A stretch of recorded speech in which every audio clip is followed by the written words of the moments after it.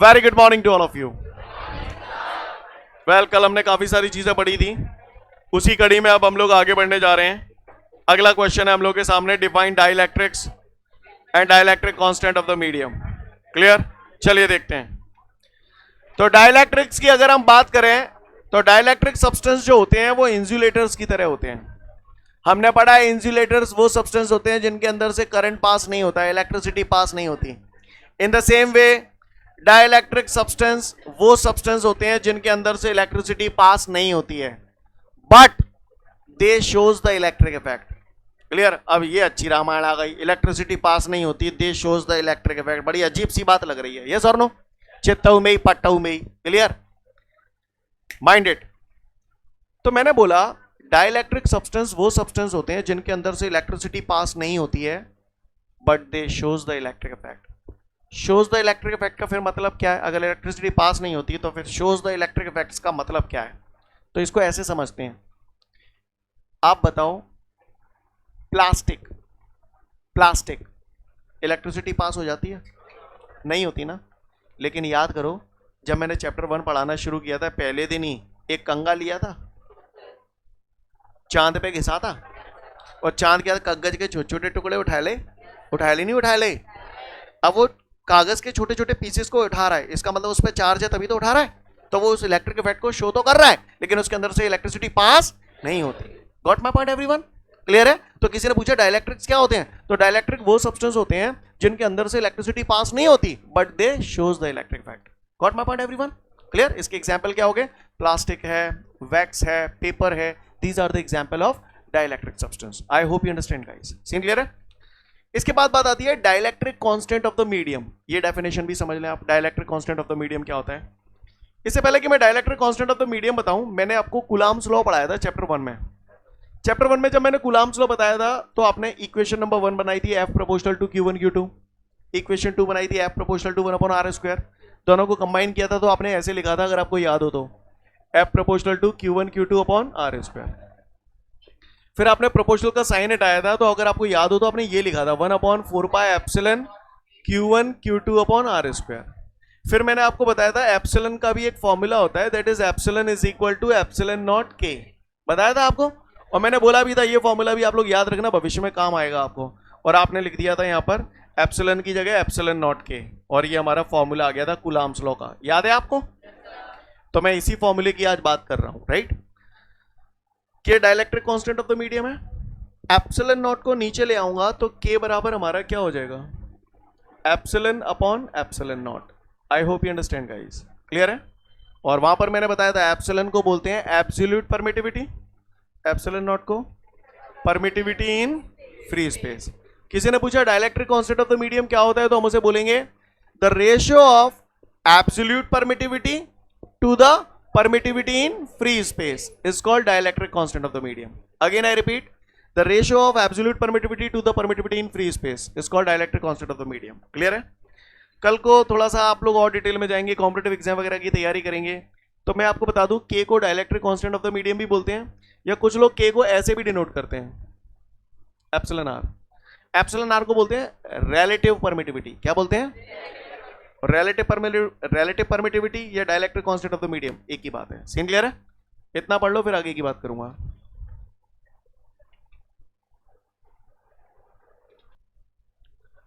इसके बाद हमारे सामने अगला क्वेश्चन है, explain the types of dielectric. Dielectric substance के मुझे टाइप्स बताने, ये कितने टाइप के होते हैं।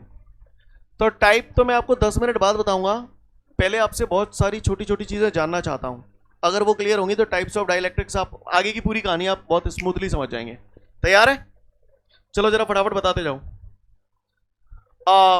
कोई भी सब्सटेंस है छोटे छोटे मॉलिक्यूल से या एटम से बना हुआ है।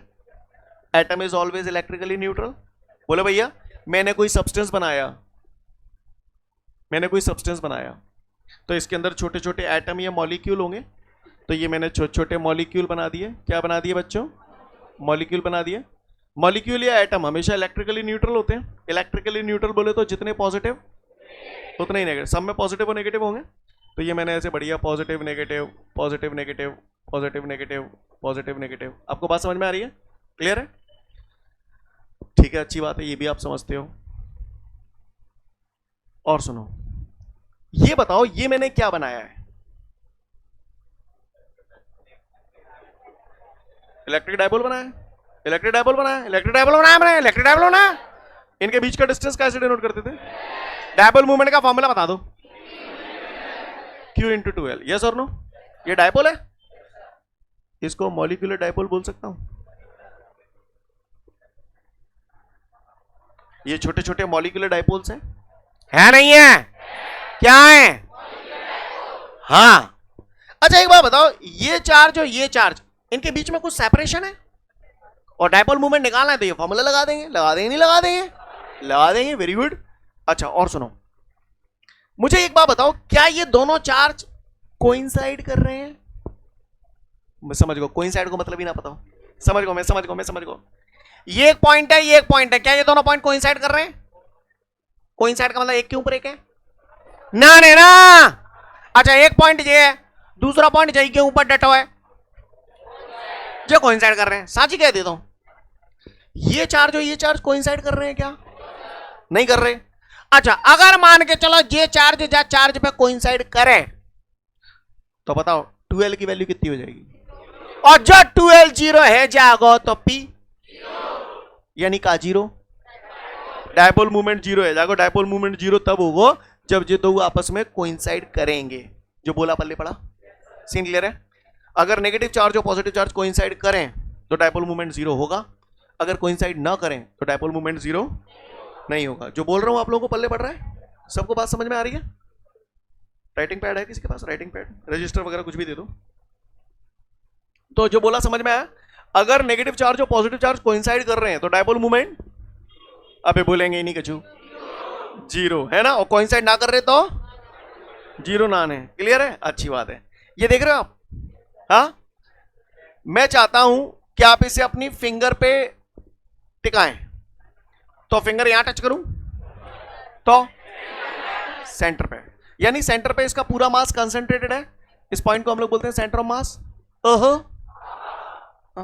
समझ गया ना? ऐसे है जाओ ना, मैं तो कर लेता हूं पर कर नहीं रहा हूं। बात समझ में आ रही है मेरी? बात सीन क्लियर है?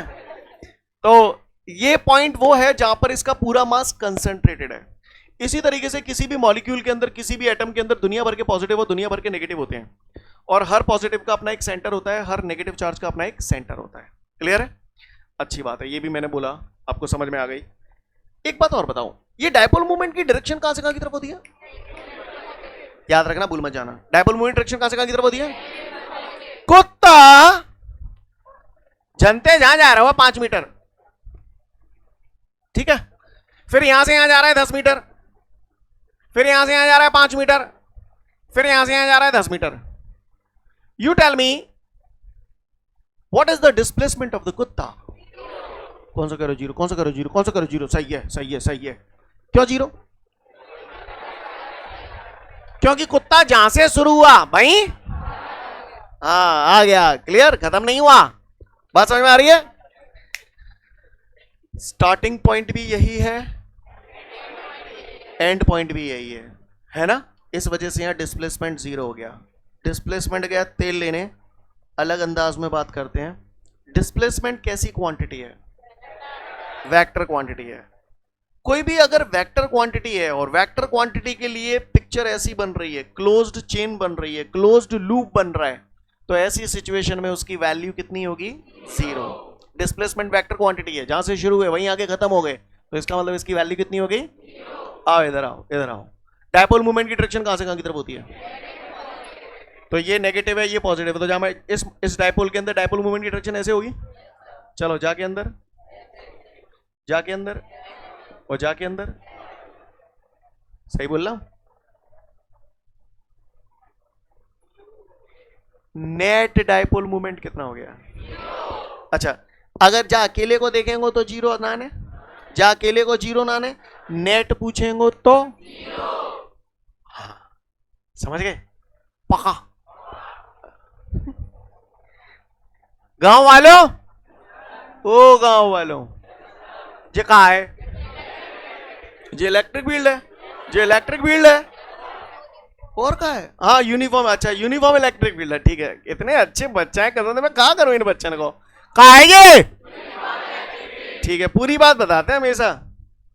बताओ, टेस्ट में बताइए है तब बताओ तो मैं जी जी मैंने जी मैंने जहाँ मैं डाइलेक्ट्रिक सब्सटेंस दे दो का दे दो, तो जहाँ मैं छोटे छोटे एटम मॉलिक्यूल होंगे होंगे नहीं होंगे, तो मैंने एक मॉलिक्यूलर डाइपोल ले लो ऐसे, जे पॉजिटिव ले लो जे नेगेटिव ले लो, का है जे, जब मुंह है खोलो और बोलो का है जे, हाँ मॉलिक्यूलर डाइपोल। जब पॉजिटिव पे फोर्स कितना लगेगा, इलेक्ट्रिक फील्ड की डायरेक्शन में लगा तो क्लियर जालंग, और या नेगेटिव पे कौन सी लंग लगेगा, तो बताओ जब मॉलिक्यूलर डाइपोल पे का लग रहा है, और जो टॉर्क लग रहे हुए तो जे रमकेगा जे घूमेगा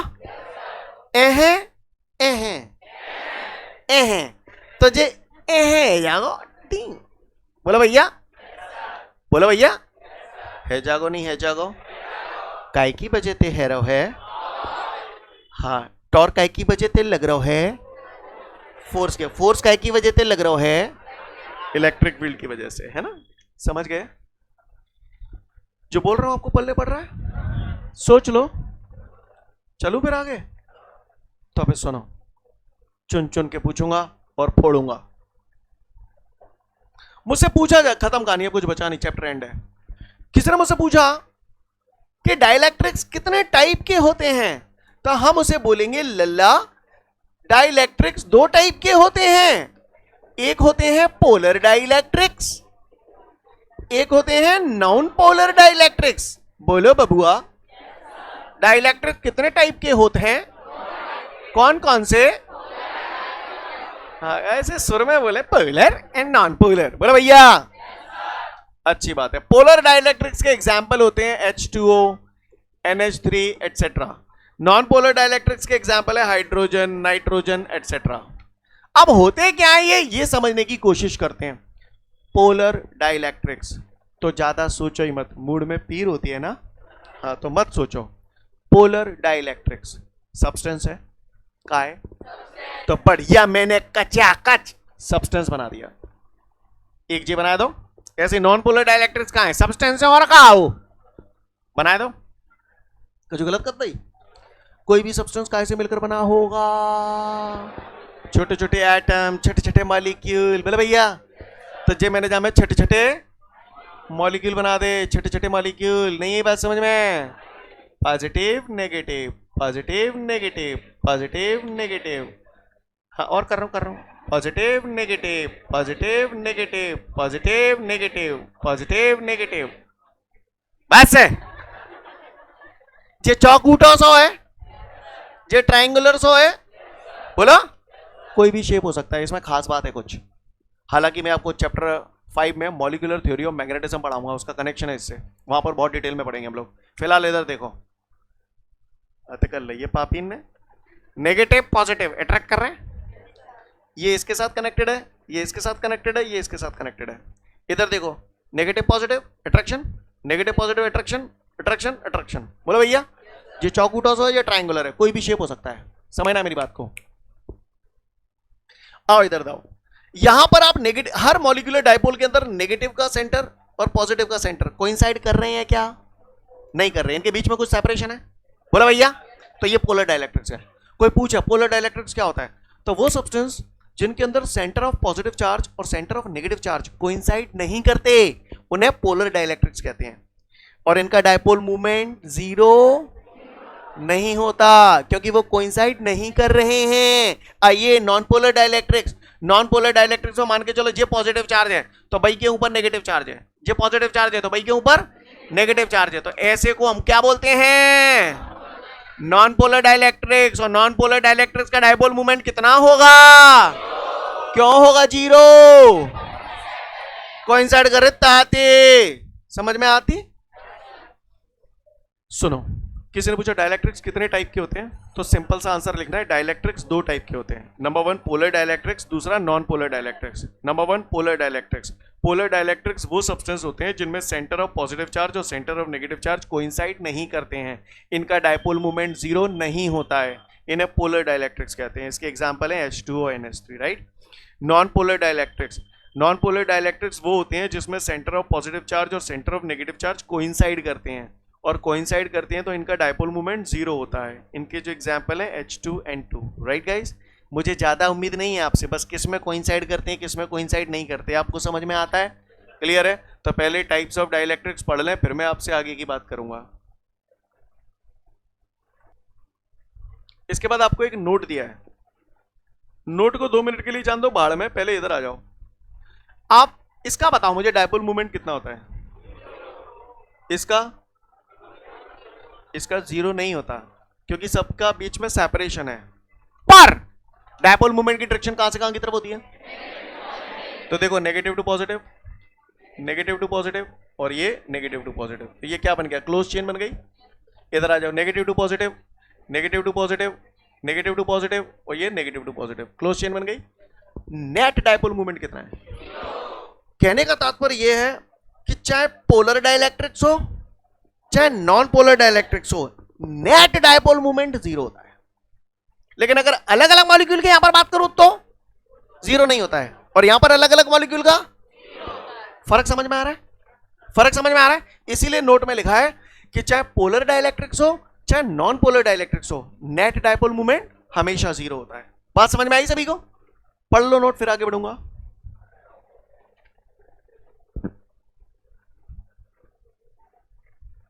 बढ़ू आगे। अगला है हमारे सामने डिफाइन डाइलेक्ट्रिक पोलराइजेशन, राइट।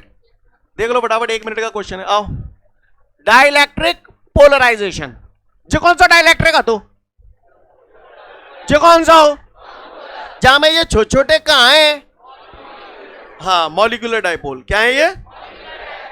अब भाई ये को इलेक्ट्रिक फील्ड में धरे हैं या बाहर है इलेक्ट्रिक फील्ड के। इलेक्ट्रिक फील्ड यहां पर प्रेजेंट है या एब्सेंट है। अगर इलेक्ट्रिक फील्ड एब्सेंट है तो नजारा ऐसा होगा इनके अंदर को, पोलर में ऐसा होगा, नॉन पोलर में ऐसा होगा।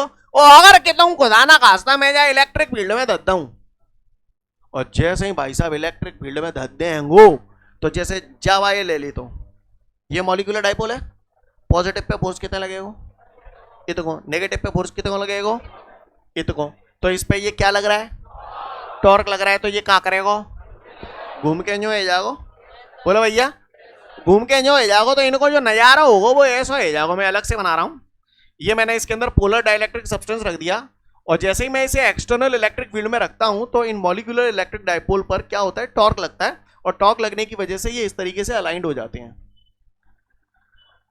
इसमें सब पे पॉजिटिव नेगेटिव इस तरीके से। क्या आपको बात समझ में आई।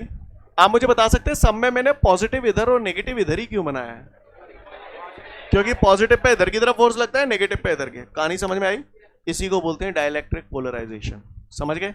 यानी जब किसी पोलर डाइलेक्ट्रिक्स को एक्सटर्नल इलेक्ट्रिक फील्ड में रख देंगे तो उसके अंदर जो मॉलिक्यूलर डाइपोल होते हैं उन पे टॉर्क लगने लगता है, टॉर्क लगता है तो ये ब्रेक होके ऐसे हो जाते हैं। समझ रहे हैं मेरी बात को, क्लियर है, अलाइंड होके ऐसे हो जाएंगे। बात समझ में आई सभी को। ये किसके लिए हुआ, पोलर डाइलेक्ट्रिक। चलो यही करम अब हम किसके लिए करेंगे, नॉन पोलर। अगर ये एक्सटर्नल इलेक्ट्रिक फील्ड एब्सेंट होता तो ये ऐसे सेट थे, लेकिन जैसे ही मैं इन्हें एक्सटर्नल इलेक्ट्रिक फील्ड में रख दूंगा तो एक्सटर्नल इलेक्ट्रिक फील्ड में रख दूंगा तो इसमें पॉजिटिव और नेगेटिव कोइंसाइड कर रहे हैं, लेकिन जैसे ही इलेक्ट्रिक फील्ड में रखूंगा तो पॉजिटिव सरक के कहां पहुंच जाएंगे, इधर, नेगेटिव सरक के कहां जाएंगे, इधर। फिगर कैसा बन जाएगा, ऐसा। नहीं यही बात समझ में, बोले भैया। तो बस इसी को बोलते हैं dielectric polarisation. I hope you understand guys. Scene clear है, पढ़ लो समझ जाओगे।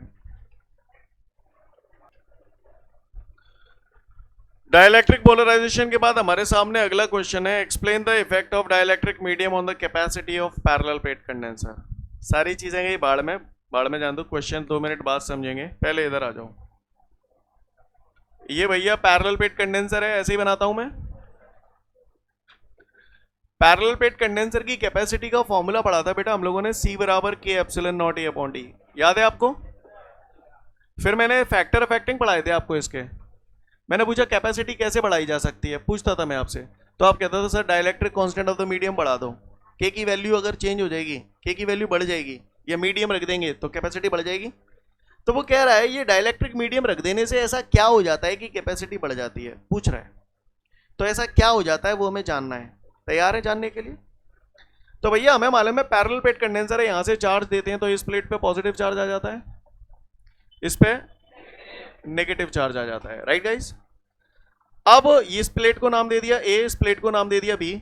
आप मुझे बता सकते हैं इलेक्ट्रिक फील्ड की डायरेक्शन कहां से कहां की तरफ होती है? Positive to negative. तो ये पॉजिटिव टू नेगेटिव, ये क्या है? Electric field. ये कौन सी इलेक्ट्रिक फील्ड है? अभी 2 मिनट पहले आपने डाइलेक्ट्रिक पोलराइजेशन पढ़ा था, तो ऐसे इलेक्ट्रिक फील्ड बनाई थी। ये इलेक्ट्रिक फील्ड काहे थे मिल रही है? ये इन्हीं प्लेटन से मिल रही है। नहीं आई मेरी बात समझ में? सीन क्लियर है? अब मैं इसके अंदर क्या रख रहा हूं? डाइलेक्ट्रिक सब्सटेंस, यानी मैंने ये डाइलेक्ट्रिक मीडियम रख दिया यहां पर। बोलो भैया, डाइलेक्ट्रिक मीडियम समझते हो? वही डाइलेक्ट्रिक सब्सटेंस जो अभी आपने देखे थे, पोलर नॉन पोलर, को ना को तो धरोगे जहां में। अब इसके अंदर छोटे छोटे मॉलिक्यूल होंगे। बोलो भैया, मॉलिक्यूलों में पॉजिटिव और नेगेटिव चार्ज होगा। अब आप गौर से देखिए एक्सटर्नल, मैं थोड़ा सा एक छोटा सा बना देता हूं, ये लो, ये मैंने बना दिया पॉजिटिव नेगेटिव, समझना। अच्छा, इससे पहले कि आगे बढ़ूं, पैरेलल प्लेट कंडेंसर की कैपेसिटी का फॉर्मूला मैंने ये भी पढ़ा है, C बराबर Q अपॉन V। तो मैं इसे ऐसे भी लिख सकता हूं, V बराबर ED। पढ़ा है अपन ने, V बराबर ED। बोलो भैया, अच्छी बात है। ये मैंने किस आधार पे लिखा है? क्योंकि मैंने फॉर्मूला पढ़ा है V बराबर ED। बात समझ में आ रही है? आप मुझे बताओ, V और E डायरेक्टली प्रोपोर्शनल है। E घटेगा तो V घटेगा, बोलो भैया, और V घटेगा तो C बढ़ेगा। या मैं डायरेक्ट भी बोल सकता हूं, E अगर घट रहा है तो C बढ़ रहा है, चाहे जैसे बोल दो। ये बोला समझ में आया? अब आ जाओ इधर। मैंने पैरेलल प्लेट कंडेंसर की दोनों प्लेटों के बीच में एक डाइलेक्ट्रिक मीडियम रख दिया। सीन क्लियर है सभी को? डाइलेक्ट्रिक मीडियम रख दिया तो इसमें छोटे छोटे मॉलिक्यूल्स हैं, मॉलिक्यूल्स पे पॉजिटिव और नेगेटिव चार्ज हैं।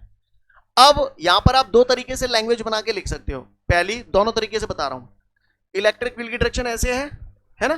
तो इस इलेक्ट्रिक फील्ड की वजह से पॉजिटिव चार्ज पे फोर्स किधर लगेगा? इधर। तो ये पॉजिटिव सरक के इधर पहुंच जाएंगे। नेगेटिव चार्ज पे फोर्स किधर लगेगा? इधर लगेगा। तो इस पे क्या लगने लगा? टॉर्क। टॉर्क लगने लगा तो ये इस तरीके से अलाइंड हो जाएगा, ये ऐसे हो जाएगा, ऐसे। पॉजिटिव इधर आ जाएगा, नेगेटिव इधर आ जाएगा। क्यों आ गया समझ में आया? एक तरीका तो ये लैंग्वेज बनाने के लिए। दूसरा तरीका, डायपोल रखा है, मॉलिक्यूलर डायपोल। प्लेट ए का जो पॉजिटिव चार्ज है वो नेगेटिव चार्ज को अपनी तरफ खींच लेगा, और जो पॉजिटिव चार्ज है उसको ये प्लेट बी का नेगेटिव चार्ज अपनी तरफ खींच लेगा, तो भी ऐसे अलाइंड हो जाएगा। बात एक ही है, चाहे जैसे देख लो। जो बोल रहा हूं आपको समझ में आ रहा है?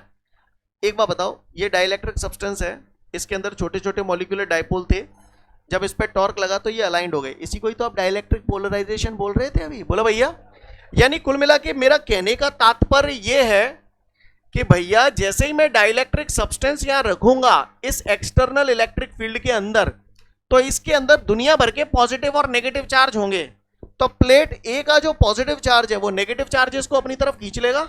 बोलो भैया, किसको खींच लेगा? नेगेटिव चार्जेस को। और पॉजिटिव चार्ज को ये बी प्लेट खींच लेगी अपनी तरफ। बी का जो नेगेटिव चार्ज है वो पॉजिटिव को अपनी तरफ खींच लेगा। और ऐसा होने की वजह से इस डाइलेक्ट्रिक सब्सटेंस के अंदर एक और इलेक्ट्रिक फील्ड पैदा हो जाएगा। आप बताओ इलेक्ट्रिक फील्ड की डायरेक्शन कहां से कहां की तरफ होती है? इसका पॉजिटिव ये रहा, नेगेटिव ये रहा, तो इसमें इलेक्ट्रिक फील्ड की डायरेक्शन ऐसे होगी। बोलो भैया, इस इलेक्ट्रिक फील्ड को मैंने नाम दे दिया ई डैश। अब आप बताओ, ये जो इंटरनल इलेक्ट्रिक फील्ड पैदा हुआ है डाइलेक्ट्रिक सब्सटेंस के अंदर, वो एक्सटर्नल इलेक्ट्रिक फील्ड को बढ़ाने की कोशिश करेगा या घटाने की कोशिश करेगा? घटाने की कोशिश करेगा। तो बताओ नेट इलेक्ट्रिक फील्ड कितना हो जाएगा? E minus E dash. Zero नहीं बोल सकते, जीरो तो तब बोलेंगे जब दोनों बराबर होते हैं। हमें थोड़ी मालूम है कि ये बराबर है या नहीं है, तो इसलिए हम लोग क्या लिखेंगे? E minus E dash. Scene clear है? तो नेट इलेक्ट्रिक फील्ड यहां पर घट गया या बढ़ गया? और नेट इलेक्ट्रिक फील्ड घट जाएगा तो पोटेंशियल घट जाएगा, और पोटेंशियल घट जाएगा तो कैपेसिटी बढ़ जाएगी। तो कहानी समझ में आ रही है? वो यही पूछ रहा था कि पैरेलल प्लेट कंडेंसर की दोनों प्लेटों के बीच में कोई मीडियम रख देने से उसकी कैपेसिटी क्यों बढ़ जाती है? तो क्यों बढ़ गई, समझ में आई बात? जैसे ही आपने मीडियम रखा तो प्लेट ए के पॉजिटिव चार्ज ने नेगेटिव चार्ज को अपनी तरफ अट्रैक्ट कर लिया, बी के नेगेटिव चार्ज ने पॉजिटिव चार्ज को अपनी तरफ अट्रैक्ट कर लिया, जिसकी वजह से एक internal electric field E dash पैदा हो गया। और इस इलेक्ट्रिक फील्ड ने एक्सटर्नल इलेक्ट्रिक फील्ड की वैल्यू को कम कर दिया, जिसकी वजह से नेट इलेक्ट्रिक फील्ड कम हो गया। और नेट इलेक्ट्रिक फील्ड कम हो जाएगा तो इलेक्ट्रिक पोटेंशियल कम हो जाएगा, क्योंकि डायरेक्टली प्रोपोर्शनल है, और पोटेंशियल कम हो जाएगा तो कैपेसिटी बढ़ जाएगी। I hope you understand guys. Scene clear है? पढ़ लो, 1 से 2 मिनट का समय दिया आपको।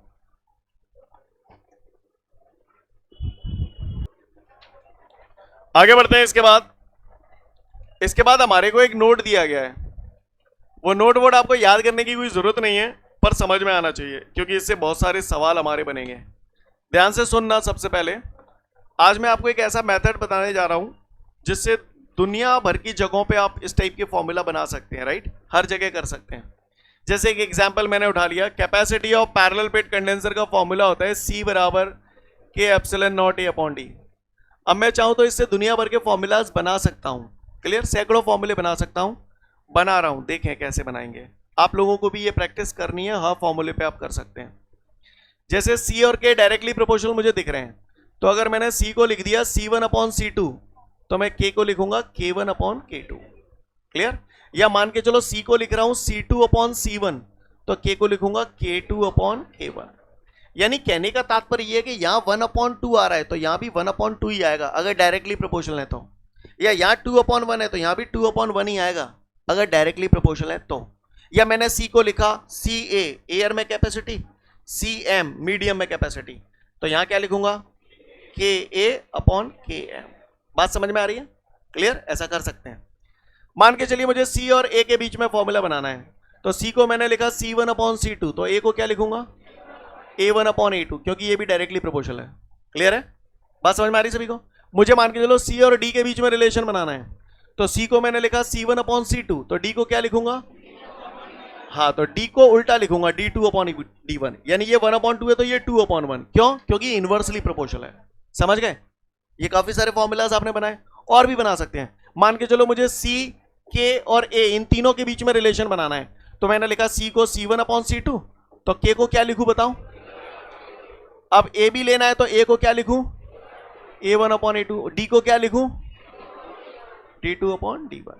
तीनों ले लिए। मुझे केवल C चाहिए, K चाहिए और A, सॉरी मैंने इसमें तीनों ले लिए, लेकिन अब मुझे C चाहिए, K चाहिए और A चाहिए, तो मैं ऐसे बना सकता हूं C1 अपॉन C2 बराबर K1 अपॉन K2 और A1 अपॉन A2। D हटा दो। बात समझ में आ रही है? सीन क्लियर है? तो ऐसे तरीके से आप बहुत सारे फॉर्मूलाज बना सकते हैं, और ऐसा मैं करूंगा अभी। तो जैसा कि मैं अब करने जा रहा हूं, गौर से देखिए। समझ में आया पैटर्न आपको? क्लियर? ऐसा हर जगह हर चैप्टर में कर सकते हैं आप। ठीक है? तो थोड़ा सा आप लोग भी मुझे बताओ, कुलाम्स लॉ पढ़ाया था आपको? कुलाम्स लॉ, कुलाम्स लॉ का फॉर्मूला क्या है? 1 upon 4 pi epsilon naught K Q1 Q2 upon R square. सबको पता है? सीन क्लियर है? Intensity of electric field at any point due to a point charge, क्या फॉर्मूला है? 1 upon 4 pi epsilon naught K Q upon R square. Electric potential at any point due to a point charge, क्या formula है? 1 upon 4 pi epsilon naught K, तो समझ गया। आगे क्या? Q upon R। ठीक है, यहां तक तो सब बता देते हैं, अब नहीं बता पाओगे। इलेक्ट्रोस्टैटिक पोटेंशियल एनर्जी, वो तो मैं समझ गया। 1 upon 4 pi epsilon naught K तो समझ गया। आगे क्या? Q1 Q2 अपॉन, हाँ R स्क्वायर नहीं R। क्लियर? अच्छा, capacity of parallel plate condenser C बराबर K epsilon not A upon D। सही जा रहा हूं? ये सारे फॉर्मूलाज आपको याद हैं? चलो इनसे कुछ एक फॉर्मूलाज हम लोग बनाने जा रहे हैं, गौर से देखिएगा सभी लोग। ठीक है? इधर देखो, ये रहा, F को देखो और K को देखो, डायरेक्टली है इनवर्सली है? चलो तो मैं कुछ लिख रहा हूं, फिर आगे क्या लिखना है आप बताना। K को जैसे मैंने लिखा Km, यानी dielectric constant of the medium divided by dielectric constant of the air. अब बताओ F को क्या लिखूं? FA अपॉन, समझ गए? चलो फिर से खेलते हैं। E और K के बीच में बनाना है। K को मैंने लिख दिया ये, अब बताओ E को क्या लिखूं? समझ गए? चलो अगला, K मैंने ये लिख दिया, K और V के बीच में बनाना है। K ये रहा, VA अपॉन VM। चलो आगे, UA अपॉन UM। चलो आगे बताओ, है? सब में तो A अपॉन M कर रहे हो, इसमें उल्टा होगा? हाँ, क्योंकि डायरेक्टली प्रोपोर्शनल है। समझ गए ना आप लोग? CM upon CA। तो ऐसे आप लोग नहीं बना पाओगे, बना लोगे, राइट? अच्छा, एयर का डाइलेक्ट्रिक कांस्टेंट कितना होता है? ठीक है, तो अपॉन में 1 लिखूं। मीडियम का डाइलेक्ट्रिक कांस्टेंट मैंने मान लिया K है, तो Km की जगह क्या लिख दूं? तो K बराबर FA upon FM is equal to EA upon EM is equal to VA upon VM is equal to UA upon UM Cm upon Ca। क्या मैं उम्मीद करूं हम लोग समझ गए इस बात को? कोई दिक्कत? तो इनको याद करने की जरूरत नहीं, इन फॉर्मूलाज से हम लोग बना सकते हैं अपने आप। सीन क्लियर है सभी को? देख लो फटाफट, फिर आगे बढ़ूंगा। आगे बढ़ते हैं। इसके बाद हमारे को एक न्यूमेरिकल दिया गया है और उस न्यूमेरिकल में मुझसे बोल रहा है एक एयर कंडेंसर है। क्या है? ये मैंने एक कंडेंसर बनाया और एयर कंडेंसर है, इसका मतलब यहां पर मीडियम क्या भरा हुआ है? एयर भरा हुआ है, राइट। और कह रहा है एयर कंडेंसर की कैपेसिटी कितनी है? 2 माइक्रोफेराड। कितनी है? 2 माइक्रोफेराड। और चूंकि यहां पर एयर भरी हुई है तो एयर का डाइलेक्ट्रिक कांस्टेंट कितना होता है? 1। किसके लिए? For air. समझ गए मेरी बात को? अब वो कह रहा है कि यहां पर अगर एयर की बजाय कोई मीडियम भर दूं, तो कह रहा है अगर कोई मीडियम इसमें भर देता हूं तो इसकी जो कैपेसिटी है मीडियम की प्रेजेंस में वो 12 माइक्रोफेराड हो जाती है। क्लियर? वो कह रहा है जब मीडियम भर देता हूं तो कैपेसिटी 12 माइक्रोफेराड हो जाती है। तो कह रहा है calculate the dielectric constant of the medium. Question समझ में आ गया? He is telling you there is an air condenser of capacity 2 microfarad. When a medium is filled in between the two plates, then its capacity becomes 12 microfarad. Then calculate the dielectric constant of the medium. Got the question everyone? मुझे दिख रहा है साहब parallel plate condenser है, formula होता है parallel plate condenser के लिए C बराबर K epsilon not A upon D। बोले भैया इस पूरी कहानी में C और K की बात हो रही है। मुझे दिख रहा है C डायरेक्टली प्रोपोर्शनल है K के, तो C को मैंने लिख दिया CA अपॉन CM, क्योंकि यहां पर एयर की बात हो रही है और मीडियम की बात हो रही है। तो एयर और मीडियम। ऐसे ही बताओ K को क्या लिखूं? KA upon KM। बस हो गया, आप रख दो वैल्यू। CA कितना है? 2 माइक्रोफेराड। CM 12 microfarad. एयर का डाइलेक्ट्रिक कांस्टेंट 1, मीडियम का हमें निकालना है। माइक्रोफेराड से माइक्रोफेराड काट लूं, 2 1 से 2, 2 6 से 12, क्रॉस मल्टीप्लाई करूंगा, KM का 1 से मल्टीप्लाई करूंगा तो KM, 6 का 1 से करूंगा 6। तो ये हमारा आंसर आ गया। नहीं है मेरी बात समझ में? सीन क्लियर है सभी को? फटाफट इसे नोट डाउन कर लें। ठीक है, तो फिर आज के लिए पर्याप्त है। अगले वीडियो में फिर मिलते हैं। जय हिंद।